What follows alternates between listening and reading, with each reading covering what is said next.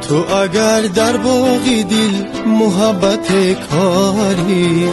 همم بیش گفته از اون قطره باران مادرها از غمی ما سوخته و بیماری،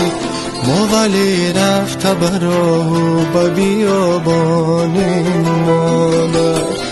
مادرها از غمی ما سوخته و بیماری،